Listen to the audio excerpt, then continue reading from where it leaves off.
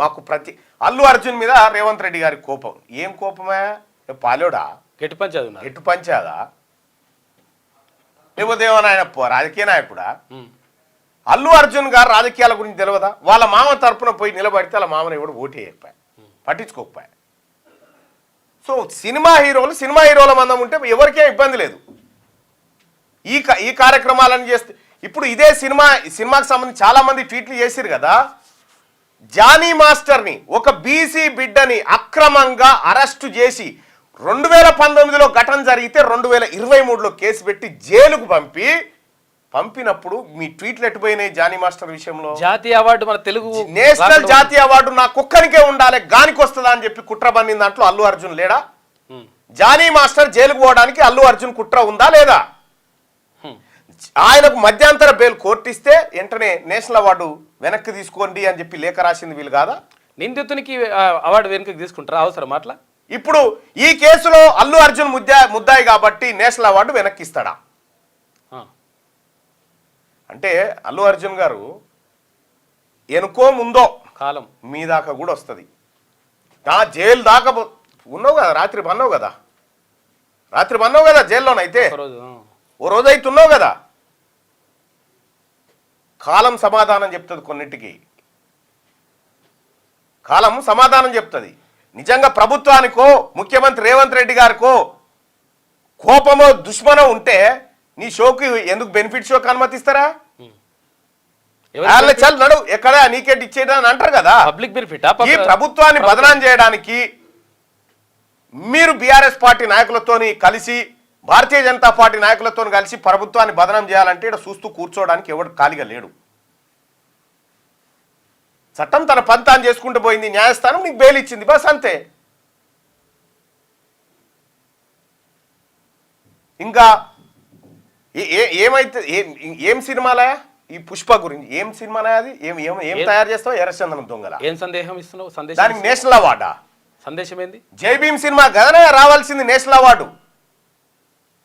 జై Bhim cinema reality, తమిళనాడులో జరిగినటువంటి ఒక యథార్థ ఘటన. జై భీమ్ సినిమాలో ఒక హేబియస్ కార్పస్ పిటిషన్ ద్వారా ఆ సినిమా వృత్తాంతం నడుస్తుంది. ఆ సినిమాలో చాలా అద్భుతం ఉంది, భారత రాజ్యాంగాన్ని ప్రతిబింబించింది. కదానా ఈ దొంగలకు అవార్డులు ఇచ్చుడేందా అని చర్చ జరిగింది అప్పట్లోనే. కేజీఎఫ్ అవార్డు, దీనికి అవార్డు, ఏది పుష్ప 2 అవార్డు, పుష్పక అవార్డు, ఇదా? అయినా కూడా మీ ఇష్టం, మీ సినిమా తీసుకున్నారు, ప్రేక్షకులు చూస్తున్నారు, వాళ్ళ ఇష్టం. ఓకే, మేము దాంట్లోకి రాదలుచుకోలేదు. కానీ బాధ్యత ఉంటుంది. ఈ ప్రజల దగ్గర, ఈ అభిమానుల దగ్గర మనం డబ్బు వసూలు చేసి సంపాదించుకున్నప్పుడు ఆ అభిమానుల ప్రాణాల మీద, అభిమానులకు ఏమైనా జరిగితే, లేకపోతే ప్రజలకు ఏమైనా జరిగితే మనం కొంత బాధ్యత, రెస్పాన్సిబుల్గా ఫీల్ కావాలి కదా. ఇప్పుడు కరోనా సమయంలో చిరంజీవి గారు ఆక్సిజన్ సిలిండర్లు పంపిండు, ఆయనకు రాలేదు కదా అని ఊకోలే కదా, బాధ్యతతో చేసిండు ఆ పని, బాధ్యతతో ఆ పని చేసిండు. అటువంటి వాళ్ళ మీద గౌరవం ఉంటుంది సమాజానికి ఖచ్చితంగా. మీరు లేరా? సుకుమారు నువ్వు ఇద్దరు కలిసి జానీ మాస్టర్ పైన అక్రమ కేసులు పెట్టించిన దాంట్లో మీ పాత్ర లేదా? చెప్పురి. ఎవరున్నారు? ఆ అమ్మాయితోటి బెయిల్ క్యాన్సిల్ చేయమని సుప్రీంకోర్టు దాకా పోయింది మీరు కాదా? పంపించింది మీరు కాదా?